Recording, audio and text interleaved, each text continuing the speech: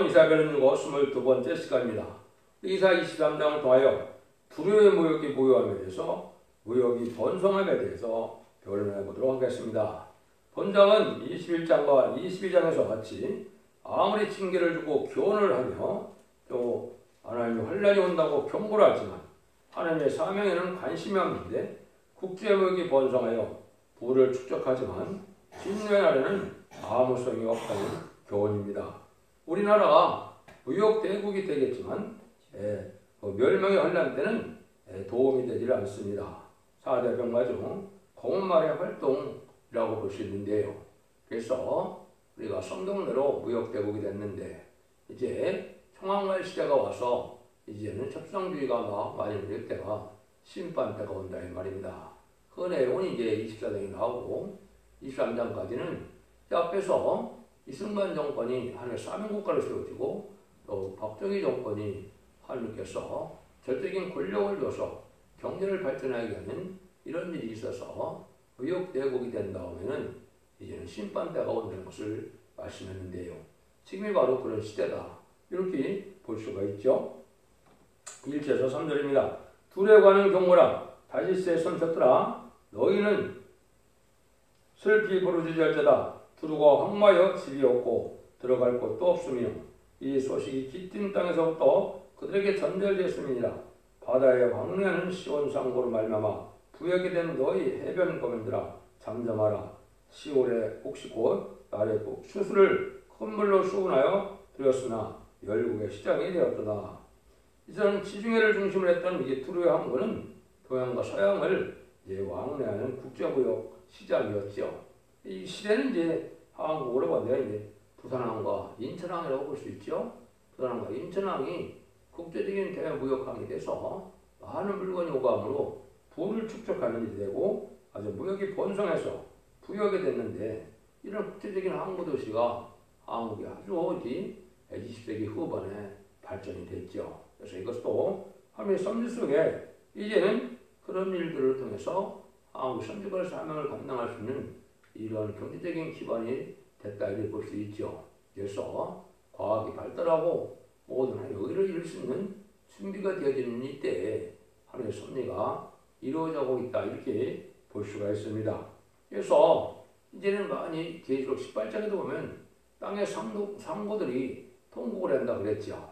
이것이 이제 지금으로는 무역하는 사람들을 얘기하는 거죠.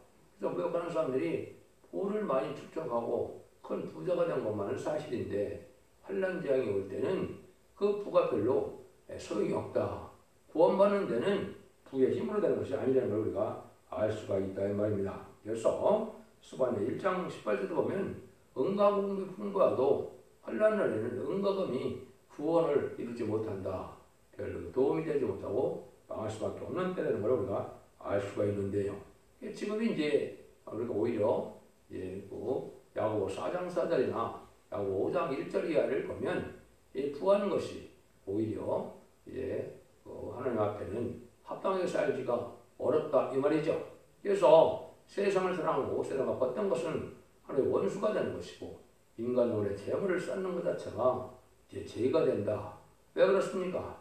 합당하게 의롭게 사용돼서 하나님의 뜻을 이루는 일에 사용되지 않고 단지 부를 축적한 것만 갖고는 인간의 의가 되지 못해서 결국은 심판날에 망할 때 별 소용이 없게 된다. 이것이 이제 하나님의 말씀이고 편지서에서도 그런 교훈을 하거든요.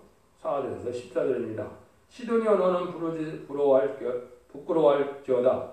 대저 바다 곧 바다의 포장이 말하기를 너는 구하지 못되었으며 생존하지 못되었으며 청년 남자들을 양까지 못되었으며 처녀들의 생육을 지도 못하였도다 하였습니다. 그 소식이 애굽에 이르면 그들이 두로의 소식을 인하여 동거리로다. 너희는 다시스로 건너갈 자다. 해변가는 너희는 슬피 부르짖을 자다.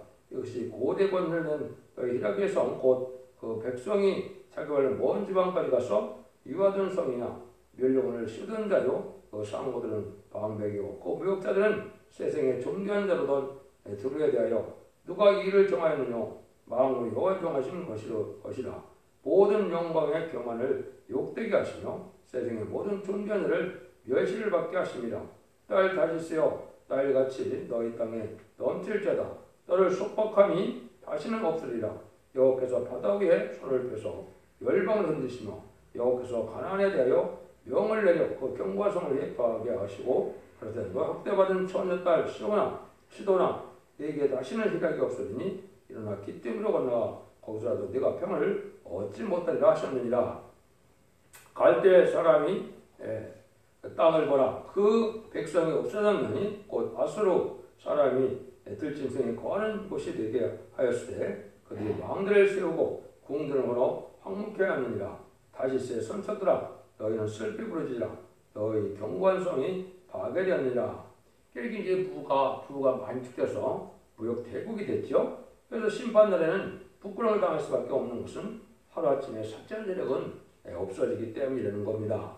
하나님의 사업에는 관심이 없고 무역만 발전시켜 돈을 많이 벌어 영광을 누리고 또 훈장을 받는 등 정교한 대접을 많이 받지만은 세세갈 사람은 없고 멸시를 당하게 된다 이 말이거든요. 근데 이것이 하나님의 정하신 일이라는 겁니다. 그래서 이제 하나님보다 물질을 더 사랑하는 거짓말 시대가 오지만은 그 물질로만 아마 구원에 이르는 것은 아니라는 거죠.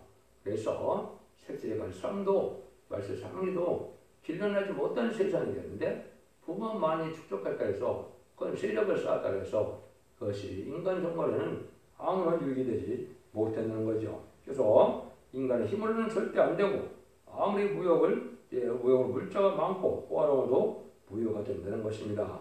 사람이 한리는 그날에 수치를 뿌리며 하루아침에 한 시간에 불타게 된다는 것이 이제 기록 18장에서도 말씀하는 거죠. 이것처럼 이제 우리 한국이 많은 무역 정책을 써서 많은 이제 그 무역 대국이 돼서 불을 축적하는 기회가 됐죠. 옛날에 보면 슈틀탑이라는 그런 걸 많이 장렬해서 훈장들을 많이 탔죠. 그것이 아주 정견자 대접을 받았는데 환란 날에는 그것이 아무 소용이 없다 이 말입니다.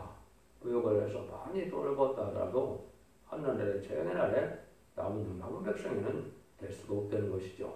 이 시대는 하나님의 섭리를 잘 깨달아서 이 모든 것은 이제 하루아침에 불탈 때가 오는데 이때 진리를 잘 순종해서 남은 백성이 되어서 세세의 복락을 누리는 이 삶이 중요한 것이지 부를 많이 축적하는 것이 중요한 것이 아니다. 이걸 강조하죠. 이날이 이제 우리가 지금 그 때가 왔다고 봐야 되겠죠. 15절에서 18절입니다. 그날로부터 두로가 한 왕의 연한같이 70년을 잊어버림이 되었다가 70년이 더 필요한 후에 두로는 기생 노래 뜻같이 될 것이라. 잃어버린 바 되었던 기생이 너여 수금을 가지고 성읍에 두루 행하여 기묘한 곡주로 많은 노래를 불러서 너를 다시 기억해 하라 하였느니라. 70년이 필요한 후에 여호와께서 두루를 공고하시리니 그가 다시 시리아에 지면에 있는 열방과 음란을 할 것이며 그 무역 방법과 이익을 거룩히 여호와께 돌리고 간직하거나 땅에 쌓아두지 아니하리니 그 무역한 것이 여호와 앞에 거하는 자의 배불리 먹을 자료 달리고 자료가 되리라.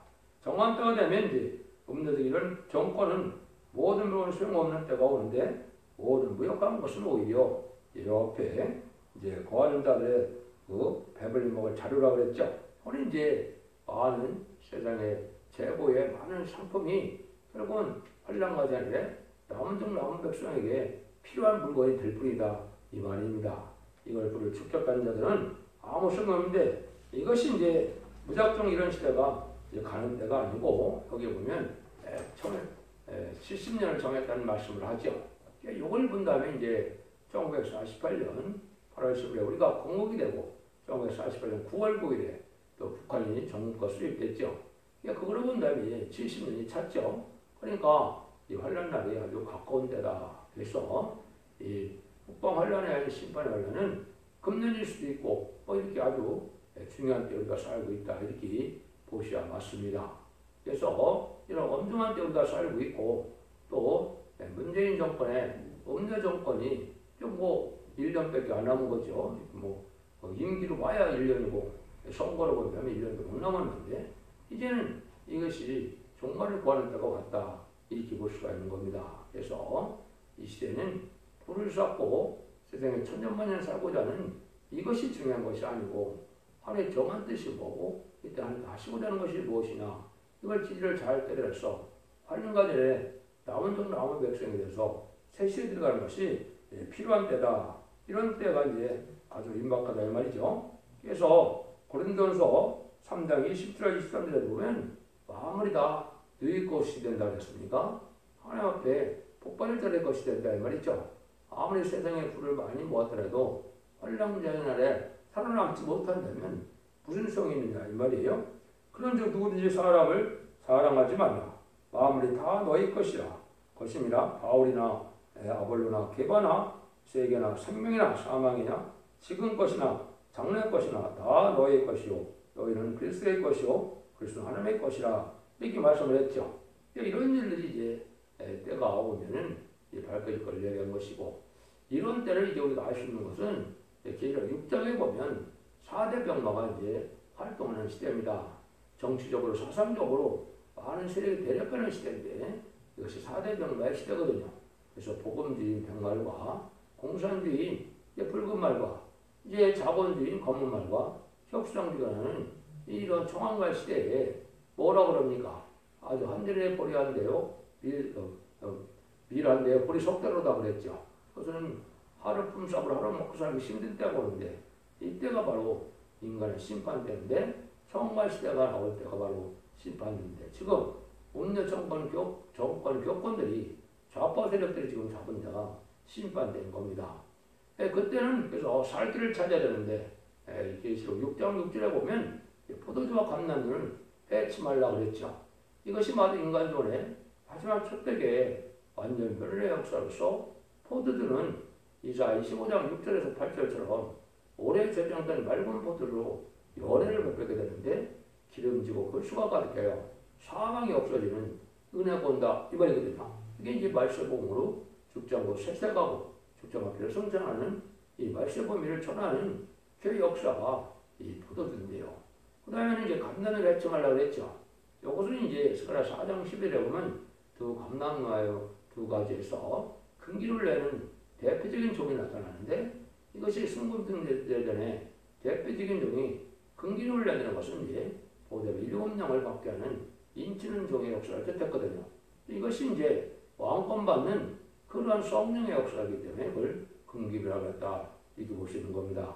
지금 마하드락방부터 2000년까지 지금까지는 마비의 그런 성령으로서 그건 이제 우리 짐을 구세주로 영접하면 이제 자본대의 획을 받아서 부활 성전하시고 사망권들을 이긴 주님의 역사를 또 성령을 보내주신 것을 믿으면 성령을 받아서 충성받는 것이 2000년의 하나님의 백성 삼는 역사였고 마지막 한일의 역사는 남들과 여종에게 여호와의 신을 보여준다 했는데 그것은 계시록 7장 2절 3절 4절처럼 하나님의 인을 가진 다른 천사가 나타나서 우리가 우리 종들의 이마에 인치까지 땅이나 바다나 나무나 해야지 말는 것처럼 남등과 여종에게 이마에 14사천에게 마지막 늦은 비 성령 역사를 보대표 유금 역사를 보여주는 것이 바로 인간 종말의 역사인데 그 날이 이제 임박하다.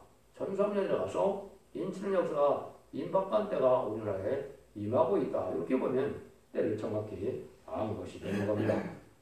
그래서 이런 모든 것들이 하나님의 섭리 안에 다 이루어져서 이제는 하나님이 마지막 구원하는 역사를 지날 것을 보여준 것이죠. 그래서 인간 정말에는 이제 하나님보다 물질을 더 사랑하는 세상이 오고 또 많은 사람들이 북방을 무시하고 두려고 따라가는 세력들이 오는데 이것이 바로 청황말 시대고 그것은 바로 심판의 대상자가 돼서 멸망할 수밖에 없다는 것이죠. 이럴 때 이제 우리나라의 새로운 살리는 역사와 21세기의 새로운 재단과 새로운 종의 역사로 이제는 알곡과 쭈니를 가르는 전도의 역사를 그 시대적인 사명이 나타나는데 그것이 이 시대에 사랑의 방주, 은혜의 방주, 구원의 방주인 첫대기에 완전 변호의 이런 종의 별 심판의 탈들의 변론을 뜻한 것입니다. 이 변론을 마지막으로 경고하시고 이 변론으로 심판하고 변론으로 구원을 받게 해서 새시대 축복을 준다는 것이 하늘의 역사입니다. 여러분들이 이제는 이러한 날이 아주 임박한 때인 걸 깨닫고 이제는 우리가 각성을 받아서 바로 세상에 정직하고 깨끗하고 구별된 이런 삶이 중요한 것이지 이런 거짓된 삶을 살면서 세상에 속가되어 돈을 많이 벌고 돈을 축적하는 것이 살 길이 아니다. 이런 교훈을 하는 겁니다. 그래서 여러분들이 이 간단한 이 말씀을 통해서 각성을 하고 이제 참된 종의 바늘인 첫대계의 바늘에 여러분들이 진리학 말씀에 순종함으로 원죄 자원들을 해결받아서 자손만대 축복이는 복된 종들과 성도님들이 다 되시기를 예수님으로 간절히 축원드립니다. 아멘.